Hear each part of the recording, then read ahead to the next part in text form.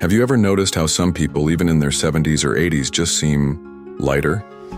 Like no matter what life throws at them, aches, losses, the daily frustrations, they find a way to stay calm, grateful, and joyful? It's not that their lives are easier. It's that their minds are trained differently.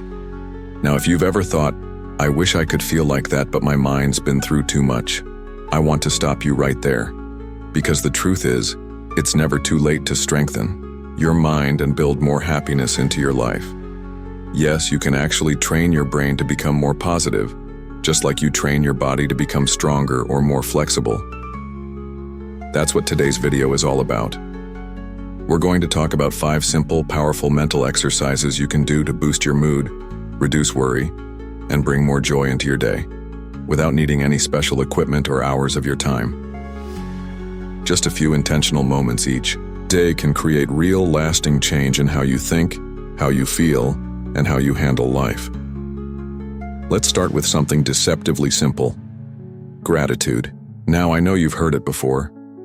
Be grateful, people say. But this isn't about pretending everything's perfect. It's about focusing your mind on purpose, on what's still good.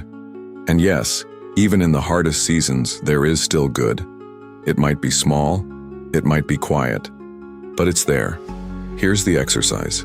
Every morning, or even before bed, write down just 3 things you're grateful for. They don't have to be big. In fact, the smaller and more specific, the better. Maybe it's the warm mug of coffee in your hands. Maybe it's the sound of birds outside your window. Maybe it's the way your knees didn't ache quite as much today.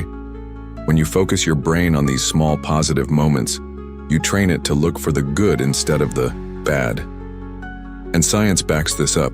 Practicing gratitude daily can rewire your brain over time, helping it lean more naturally toward optimism and calm. It's like giving your thoughts a gentle, positive direction, instead of letting them wander to worry or regret.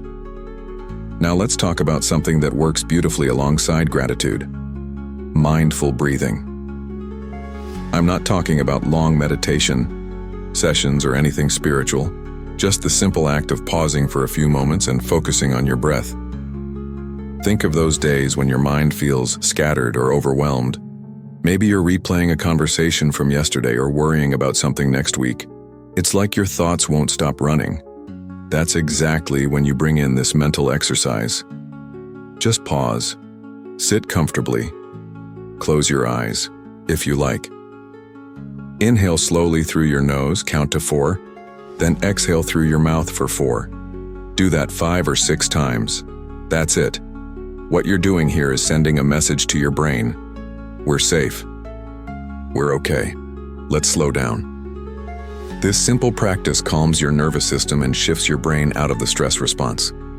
The more you do it, whether it's once in the morning, during a stressful moment, or before bed, the more your brain gets used to relaxing instead of spiraling. What's beautiful about both of these exercises, gratitude and mindful breathing, is that they bring you back to the present, not the worries from yesterday, not the what-ifs of tomorrow, just now. And when you live more fully in the now, you're not only happier, you're more connected, more peaceful, and more able to enjoy the life you have. But we're not stopping there, because another powerful way to train your brain toward happiness is to challenge it in new and interesting ways. And no, this doesn't mean you need to learn a new language or memorize poetry, unless you want to. It just means giving your brain a reason to wake up a little. Have you ever noticed how quickly the days blur together when your routine is exactly the same? Wake up, eat, watch TV, maybe run an errand, go to bed. There's comfort in that. But your brain also craves newness. That's where mental stimulation comes in. Try something small but different. Read a new book on a topic you know nothing about. Watch a documentary that makes you think. Rearrange a room in your house. Start a simple puzzle or brain game. Just 10 minutes a day is enough to get your mind clicking in new ways. When your brain is engaged and curious, it produces more of the feel-good chemicals that boost mood and motivation. It doesn't have to be big, and it doesn't have to be hard. The goal is simply to wake your brain up and remind it that learning, creating, and discovery don't end just because we've reached a certain age. These first few exercises, practicing gratitude, mindful breathing, and inviting new stimulation, create a strong mental foundation for joy. They help you slow down, appreciate the now, and stay mentally sharp and emotionally balanced, no matter what your day brings. Let's keep going, because there's more you can do. Simple things, small changes that can bring even more lightness, resilience, and happiness into your life. Let's talk about something that has quietly become one of the most powerful tools for emotional well-being: positive self-talk. Now, I know that phrase might sound like one of those trendy things people say, but stick with me, because this one can truly change the way you feel, starting today. Think for a second about the way you talk to yourself when something goes wrong. Maybe you forget where you placed your keys and you mutter, "Ugh, I'm losing it." Or you make a small mistake and say, "I'm so stupid." Most of the time, we don't even notice these comments, but your brain does. And over time, those little words become patterns. Patterns become beliefs, and beliefs shape how you feel about your life. The exercise here is to become more aware of how you speak to yourself, and gently shift it. When you catch yourself saying something harsh, pause and ask, "Would I say this to someone I love?" If the answer is no, then you don't need to say it to yourself either. Instead of, "I'm so forgetful," try, "I've got a lot on my mind today, no big deal." Instead of, "I'm not good at this," say, "I'm learning and that's okay." This isn't about ignoring real issues. It's about talking to yourself with kindness and compassion, the same way you'd talk to a dear friend. The more you practice positive self-talk, the more your brain learns to default to encouragement rather than criticism. And that quiet shift in tone, it creates more confidence, more peace, and yes, more happiness. And this leads beautifully into our next exercise: doing something kind for someone else, on purpose, every day. It doesn't have to be big. In fact, the smaller the better. Genuine compliment, a short phone call to check in on someone, helping a neighbor bring in groceries, or simply smiling at someone when you're out and about. There's something magical that happens when we step outside of our own worries and do something thoughtful for someone else. It reminds our brain that we still matter, that we still make a difference, that we are connected. Research shows that acts of kindness release chemicals in the brain like serotonin and oxytocin, natural mood boosters that also lower stress and increase feelings of connection. And here's the best part. The benefits aren't just for the person receiving your kindness, they're for you. Every act of kindness, no matter how small, creates a ripple effect inside you. So the next time you're having a tough day and your mind feels heavy, do something kind. Not later. Not when it's convenient. Right in that moment. Because giving, even in the tiniest way, has a powerful way of lighting up your heart. And speaking of lighting up, let's not forget the mental exercise that often gets overlooked: laughter. Yes, laughter is a form of brain training too. When you laugh, really laugh, your brain releases endorphins, which act like nature's antidepressants. You don't need a prescription. You just need a reason to smile. That might mean watching an old comedy you loved, talking with a friend who makes you laugh, remembering something silly from the past, or even just allowing yourself to laugh at the little absurdities of daily life. Life doesn't have to be serious all the time, and your brain actually functions better when you let in a little humor. Laughter isn't just fun, it's healing. It eases anxiety. It helps you breathe deeper. It strengthens your immune system. And it reminds you, even in tough times, that joy is still possible. Even now. Now, I know it might seem like we've covered a lot so far. Gratitude, mindful breathing, mental stimulation, self-talk, kindness, laughter. And maybe you're thinking, that sounds great, but how do I actually remember to do all this? Here's the secret. You don't have to do everything at once, just pick one. Start with the one that speaks to you most, the one that feels easiest, or the one you're most curious about. Maybe today you write down a few things you're grateful for. Maybe tomorrow you try mindful breathing. Maybe later this week you make a point to say something kind to yourself or someone else. The point is progress, not perfection. Your brain doesn't need you to overhaul your life overnight. It just needs gentle, consistent reminders that it's safe, supported, and loved. And as you continue practicing these mental exercises, your brain will begin to shift.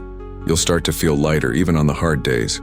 You'll start to notice more of the good around you. You'll bounce back from stress more quickly. And you'll realize that happiness, real, grounded happiness, isn't something that just happens. It's something you can cultivate. It's something you can train your brain to recognize, return to, and rest in. And believe me, the more you practice these small shifts, the more natural they'll feel. You'll stop searching for happiness like it's something outside of you, because you'll start to feel it rising from within. Let's keep this going, because we've got one more important piece to this happiness puzzle, one that ties everything together in a powerful way and helps you feel more connected, more joyful, and more at peace. Let's wrap everything up with one more mental exercise, one that's deeply powerful but often forgotten in the busyness and noise of daily life. It's the practice of reflection and meaning. In simple terms, it's about asking yourself one quiet question: what mattered today? At the end of the day, as you're winding down, maybe sitting in your favorite chair, brushing your teeth, or laying in bed, just pause for a moment and think, what made today meaningful? It doesn't have to be big. It could be that warm conversation you had with your daughter, the way the breeze felt on your face during your walk, that little laugh you had at the grocery store when the cashier told a joke. Something small, something real.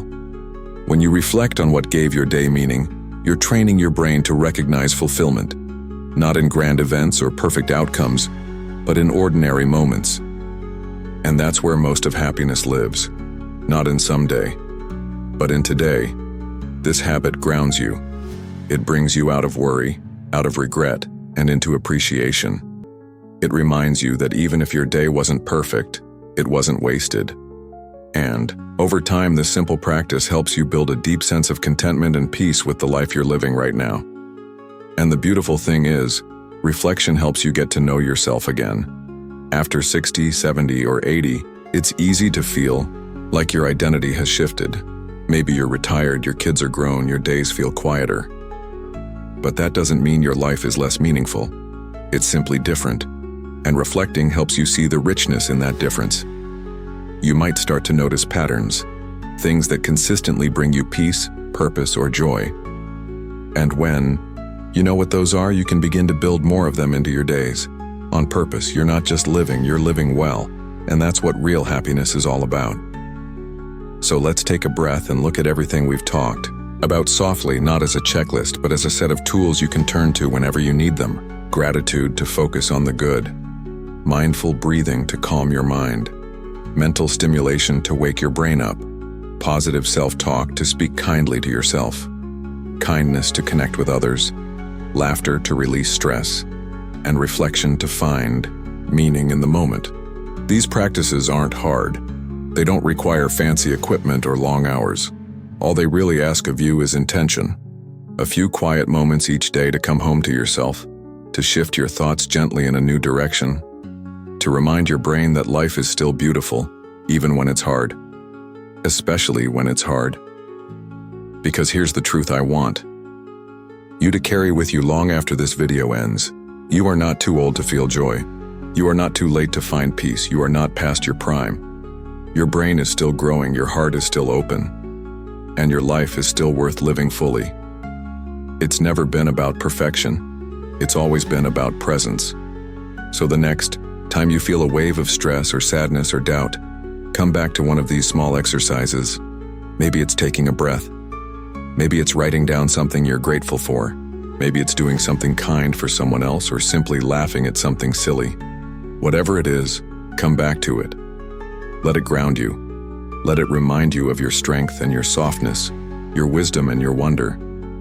And if this video brought you even one helpful idea, I would love to hear from you in the comments. What's one thing you're going to try today?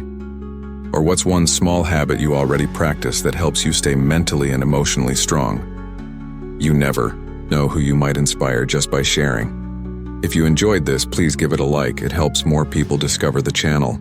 And don't forget to subscribe to Elder Living Wisdom for more practical, uplifting videos on staying healthy, joyful, and independent through every stage of life. You are not alone on this journey. We're walking it together, one breath, one choice, one day at a time. Here's to a brain that feels lighter, a heart that feels fuller, and a life that still has so much beauty left to experience. Here's to living your best life at any age.